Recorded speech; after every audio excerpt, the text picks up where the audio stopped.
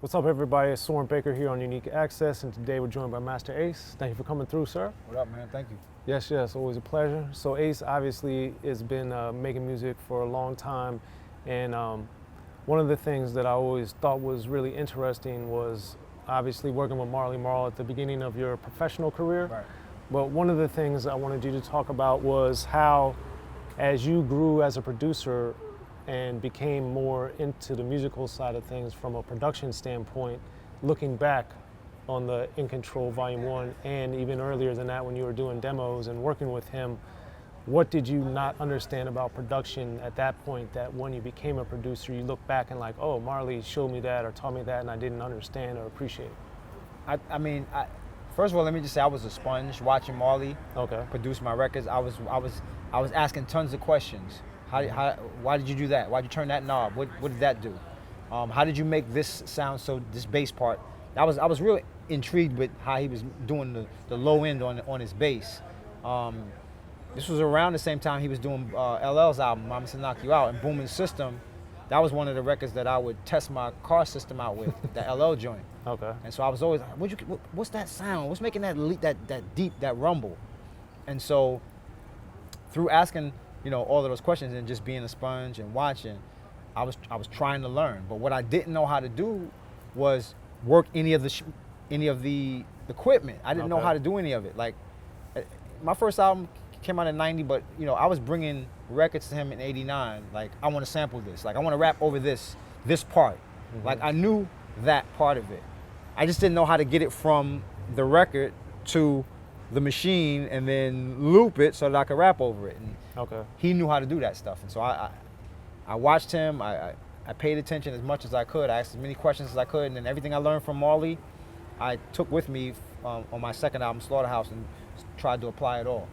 And then what did you learn about writing from him? Like, and not only when he would tell you stuff, but when you'd see him with the other members of the crew. Right. The only other member I really watched him record with was Craig G. Okay. In terms of that, I think it was just more like him saying, maybe that verse is too long. Mm-hmm. Can you shorten it? So we can have a place for a hook and then start again or whatever. Those are the kinds of things that he helped me with. Nothing in terms of like content or what to write about or, just a little bit of song structure stuff. But I think I had a sense of that already. Okay. So, the demo days were the days where kind of those lessons were taught. And by the time I was working on album songs, I already kind of had my groove and knew what I was doing. Okay. Yeah. So with In Control, Keep Your Eyes on the Prize is I thought was a good balance to what you did on the symphony as far as having like the concept and kind of the edutainment type of thing that you would have later. Yeah. So how did you navigate that so early on in your career, having the braggadocio symphony with Keep Your Eyes on the Prize? Brags was what hip hop was really. Like, as MCs, we came up in a battle atmosphere. So in order to battle other MCs, you had to brag on yourself and talk about how dope you were, how whack he was. So that was just always there. That was part of it. But once I started to get more into like content and, subject matter, such as you mentioned Keep Your Eyes on the Prize, at that point, that was when I felt like being a kid from the hood, Brownsville, Brooklyn, getting the opportunity to go to college, actually get a degree, I felt like other kids in my neighborhood could do the same thing. So I wanted to like put that message somehow in my music. And so I started writing songs that I thought would inspire other kids in my neighborhood to do what I did. Obviously, from some of our other conversations, you had also mentioned to me over the years about how, you did go to college, and while you were going to college and afterwards, your mom was always trying to figure out, like, what were you doing? Because she didn't understand what rap was or that you could have a career out of it. So she was trying to encourage you to get a job. Right. So how did you kind of navigate those two worlds at the same time? I just kept telling my mom, like, hold on, just a second, like, something's about to happen. I wasn't sure what, but I knew that I was suddenly around people like Big Daddy Kane and Biz Markie, and not a lot of other people were around like that. So Marley, he was a big name.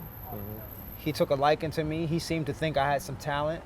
So I was kind of just like, come on, Ma, let me just feel this out. Let me see where this is going. Because I saw the light at the end of the tunnel, which was an album deal. Mm-hmm. Obviously, if I hadn't been offered an album deal, I would have had to, I'd had to get off the pot and make some other things happen. I wanted to get more into the emotion of it with the Me and the Biz, the whole story of him not showing up to the studio and you deciding to do that. Like, how do you think things were different if he had showed up? And then do you think you made the right decision doing a song like that? No, I think it would have been a bigger record if Biz would have did the song with me. Right. But you know, he and Marley were kind of at an impasse at that time, and they weren't on the same page about some stuff. And so Biz was down to do the record to help me out, even though he didn't know me that well. He was down to do the record, but he definitely he refused to come to Marley's studio to record. He's like, if you would do it, you come to my studio and do it. And Marley didn't want to do that, so I was in the middle. These guys are bickering with each other, and I'm in the middle just trying to get a record done. And so, you know, I do believe that if Biz had done the record, Me and the Biz, it would have been a bigger record, no doubt about it. So then, with Take a Look Around, you know, I think you had a lot of innovations on there. With one of the things too, with I Got To, how you had the refrain kind of repeating after every line, Right. and you had a lot of social commentary and a lot of samples that people started using a lot more later. But it didn't catch on big time commercially. So for you, like, what was happening with Cold Chillin at the time, and then how did that, you know, shape your next stages in your career? Well, you know, Cold Chillin, they were managing some other careers at the same time. They had Big Daddy Kane, who was probably on his way to gold at that point. Biz Markie, same thing, probably on his way to gold. Coogee Rap was selling a lot of units. My record was not selling as many records as them, but what I think made them want to stay the course was that my record started making noise overseas. London is in particular. I Got To, you mentioned I Got To, another song, Letter to the Better. Those two songs started to really blow up in the UK. And I went out to London in 91, I think, or 92, and did a couple of big shows out there, like festivals, like I did London Arena, opening up for Public Enemy and EPMD. Wow. 25,000 people. I'd never even been in front of that many people before. And then my DJ drops Letter to the Better, and 15,000 people jumping at the same time to this record. And that was what made me realize, okay, maybe it's not happening in the States quite the way I was hoping, but it's happening somewhere. And so we're on the right path. Okay. And then what ended up happening to where you didn't stay with them? Well, their distributor, which was Warner Brothers, Benny Medina, he decided that the roster was a little bit too crowded. They did a bunch of signings in '91. Kid Capri, The Genius, aka Jizza, Granddaddy IU, Diamond Shell, Right. a couple others.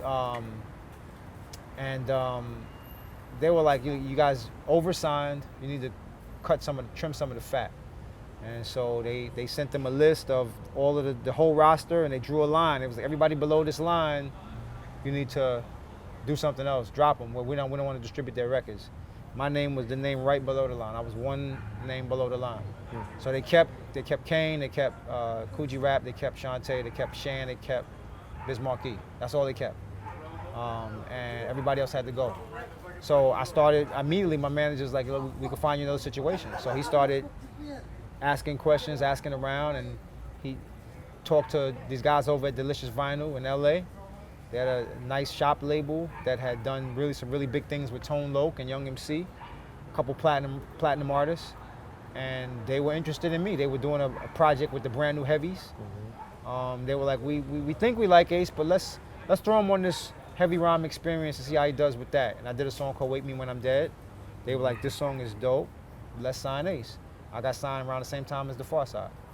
And with that, obviously in the Sugar Hill Records era, there was live bands playing Curtis Blow and different things with the live stuff. Was that your first time on a record actually having all that live? I'd never been on a record with a live band until that moment. I performed there was a movement out of New York City called Giant Step, and I went on the road with them. They were like basically a hip hop collective of musicians. Nappy G was on percussion.